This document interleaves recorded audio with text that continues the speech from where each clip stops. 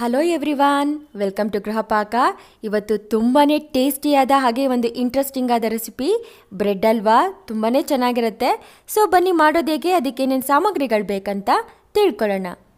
ನಾನಿಲ್ಲಿ ಒಂದು 8 ಪೀಸಷ್ಟು ಮಿಲ್ಕ್ ಬ್ರೆಡ್ಡನ್ನು ತೊಗೊಂಡಿದ್ದೀನಿ. ಇದನ್ನು ಸ್ವೀಟ್ ಬ್ರೆಡ್ ಅಂತ ಕೂಡ ಕರೀತಾರೆ. ಹಾಗೆ ಒಂದು 3/4 ಕಪ್ನಷ್ಟು ಹಾಲು, ಒಂದು ಸ್ವಲ್ಪ ಒಣದ್ರಾಕ್ಷಿ ಹಾಗೆ ಗೋಡಂಬಿ. ಗಾರ್ನಿಷಿಂಗ್ಗೋಸ್ಕರ ನಾನು ಬಾದಾಮಿ ಪಿಸ್ತಾನ ಒಂದು ಸಣ್ಣದಾಗಿ ಚಾಪ್ ಮಾಡಿ ಇಟ್ಕೊಂಡಿದ್ದೀನಿ ಒಂದು ಸ್ವಲ್ಪ. ಹಾಗೆ ಒಂದು 3 ಟೇಬಲ್ ಸ್ಪೂನಷ್ಟು ಕೋವಾ. ಇದು ಆಪ್ಷನಲ್ಲು, ಇಲ್ಲಾಂದ್ರೂ ಕೂಡ ನೀವು ಮಾಡ್ಕೊಳ್ಬೋದು.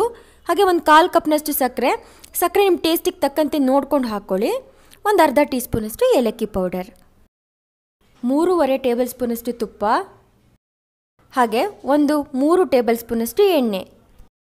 ಮೊದಲಿಗೆ ಈ ಬ್ರೆಡ್ಗಳದ್ದು ಎಡ್ಜಸ್ನೆಲ್ಲ ಈ ರೀತಿ ಕಟ್ ಮಾಡ್ಕೊಳ್ಬೇಕು. ಅದೇ ರೀತಿ ಎಲ್ಲ ಬ್ರೆಡ್ಗಳ ಎಡ್ಜಸ್ನು ನಾನು ಕಟ್ ಮಾಡ್ಕೊಳ್ತೀನಿ. ಸೊ ಇವಾಗ ಈ ಬ್ರೆಡ್ನ 4 ಪೀಸ್ಗಳಾಗಿ ಕಟ್ ಮಾಡ್ಕೊಳ್ಳಿ. ನೋಡಿ ಈ ರೀತಿ. ಇವಾಗ ಕಡಾಯಿಗೆ ನಾನು ಒಂದು 2.5 ಟೇಬಲ್ ಸ್ಪೂನಷ್ಟು ತುಪ್ಪ ಹಾಕಿ ಬಿಸಿ ಮಾಡ್ಕೊಳ್ತಿದ್ದೀನಿ.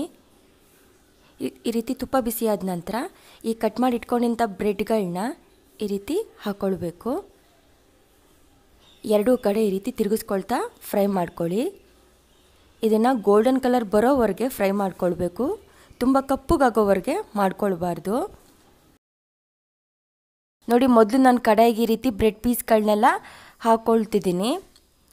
ಇದ್ರ ಮೇಲೆ ನಾನು ಒಂದು 3 ಟೇಬಲ್ ಸ್ಪೂನಷ್ಟು ಎಣ್ಣೆನ ಹಾಕಿ ಈ ರೀತಿ ಕೂಡ ನೀವು 2 ಕಡೆ ಗೋಲ್ಡನ್ ಕಲರ್ ಬರೋವರೆಗೆ ಫ್ರೈ ಮಾಡ್ಕೊಳ್ಬೋದು. ಎಣ್ಣೆಯಲ್ಲಿ ಅಥವಾ ತುಪ್ಪದಲ್ಲಿ ನೀವು ಡೀಪ್ ಫ್ರೈ ಮಾಡಿದ್ರೆ ತುಂಬ ಎಣ್ಣೆನ ಬ್ರೆಡ್ಡು ಅಬ್ಸರ್ವ್ ಮಾಡುತ್ತೆ. ಆದ್ದರಿಂದ ಈ ರೀತಿ ಕೂಡ ನೀವು ಮಾಡ್ಕೊಳ್ಬೋದು. ಮತ್ತು ಅದೇ ಕಡಾಯಿಗೆ 3/4 ಕಪ್ನಷ್ಟು ಹಾಲು, ಕೋವಾ, ಸಕ್ಕರೆ ಹಾಗೆ ಒಂದು 1/4 ಕಪ್ನಷ್ಟು ನೀರು ಹಾಕ್ಕೊಂಡು ಈ ಸಕ್ಕರೆ ಮತ್ತು ಕೋವಾ ಹಾಲಿನ ಜೊತೆ ಸಂಪೂರ್ಣವಾಗಿ ಕರಗಬೇಕು. ಹಾಗೆ ಒಂದು ಕುದಿ ಬರೋವರೆಗೆ ಇದನ್ನು ಕುದಿಸ್ಕೊಳ್ಳಿ. ನೋಡಿ, ಈ ರೀತಿ ಹಾಲು ಕುದಿಯೋದಕ್ಕೆ ಸ್ಟಾರ್ಟ್ ಆದ ನಂತರ ನಾವು ಫ್ರೈ ಮಾಡಿಟ್ಕೊಂಡಿದ್ವಲ್ಲ ಬ್ರೆಡ್ ಪೀಸ್ಗಳನ್ನೆಲ್ಲ ಇದಕ್ಕೆ ಹಾಕ್ಕೊಂಡು ಈ ರೀತಿ ಡಿಪ್ ಮಾಡ್ಕೊಳ್ಳಿ. ಈ ಸ್ಪ್ಯಾಚುಲಾದಲ್ಲೇ ಇದನ್ನು ಈ ರೀತಿ ಪ್ರೆಸ್ ಮಾಡಿಕೊಂಡ್ರೆ ಚೆನ್ನಾಗೆಲ್ಲ ಮ್ಯಾಶ್ ಆಗುತ್ತೆ. ನೋಡಿ, ಹಾಲನ್ನ ಇದು ಕಂಪ್ಲೀಟಾಗಿ ಇವಾಗ ಅಬ್ಸರ್ವ್ ಮಾಡಿದೆ. ಇದು ಕಡಾಯಿಗೂ ಕೂಡ ಅಂಟ್ಕೊಳ್ತಿಲ್ಲ.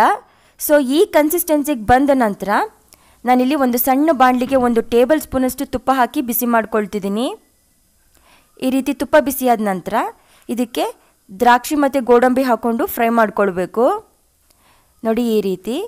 ಇವಾಗ ರೆಡಿಯಾದಂಥ ಹಲ್ವಕ್ಕೆ ಈ ಹುರಿದಿಟ್ಕೊಂಡಂಥ ದ್ರಾಕ್ಷಿ ಗೋಡಂಬಿ ಹಾಗೆ ಏಲಕ್ಕಿ ಪೌಡರ್ನು ಹಾಕ್ಕೊಂಡು ಈ ರೀತಿ ಚೆನ್ನಾಗಿ 1 ರಿಂದ 2 ನಿಮಿಷದವರೆಗೆ ಫ್ರೈ ಮಾಡಿಕೊಂಡ್ರೆ ಸಾಕು. ನೋಡಿ ಎಷ್ಟು ಚೆನ್ನಾಗಿ ಬಂದಿದೆ. ನೋಡಿ, ಇವಾಗ ಲೈಟಾಗಿ ತುಪ್ಪ ಬಿಡೋದಕ್ಕೆ ಸ್ಟಾರ್ಟ್ ಆಗ್ತಿದೆ. ಸೊ ಈ ಕನ್ಸಿಸ್ಟೆನ್ಸಿಗೆ ಬಂದ ನಂತರ ನೀವು ಸ್ಟವ್ ಆಫ್ ಮಾಡಿಕೊಂಡು ಸರ್ವ್ ಮಾಡ್ಕೊಳ್ಳಿ. ನೋಡಿ, ಇದಕ್ಕಿಂತ ಜಾಸ್ತಿ ಫ್ರೈ ಮಾಡ್ಕೊಳ್ಬಾರ್ದು. ತುಂಬ ಫ್ರೈ ಮಾಡ್ಕೊಂಡ್ಬಿಟ್ರೆ ಹಲ್ವಾ ಗಟ್ಟಿಯಾಗಿಬಿಡುತ್ತೆ. ಸೊ ಇದ್ರ ಮೇಲೆ ನಾನು ಬಾದಾಮಿ ಪಿಸ್ತಾಯಿಂದ ಈ ರೀತಿ ಗಾರ್ನಿಷ್ ಮಾಡ್ಕೊಳ್ತಿದ್ದೀನಿ. ನೋಡಿ, ವಾವ್, ತುಂಬಾ ಚೆನ್ನಾಗಿ ಬಂದಿದೆ. ಸೊ ತುಂಬಾ ಟೇಸ್ಟಿಯಾಗಿರುತ್ತೆ. ಸೊ ನೀವು ಕೂಡ ಮನೇಲಿ ಒಂದ್ಸರಿ ಟ್ರೈ ಮಾಡಿ ನೋಡಿ. ಹೇಗೆ ಬಂತಂತ ಮರಿದೆ ಕಮೆಂಟ್ ಮೂಲಕ ತಿಳಿಸಿ. ಈ ವಿಡಿಯೋ ನಿಮ್ಗೆ ಇಷ್ಟ ಆದರೆ ಲೈಕ್ ಮಾಡಿ, ಹಾಗೆ ನಿಮ್ಮ ಫ್ಯಾಮಿಲಿ ಫ್ರೆಂಡ್ಸ್ ಜೊತೆ ಈ ವಿಡಿಯೋನ ಶೇರ್ ಮಾಡಿ. Thank you so much for watching.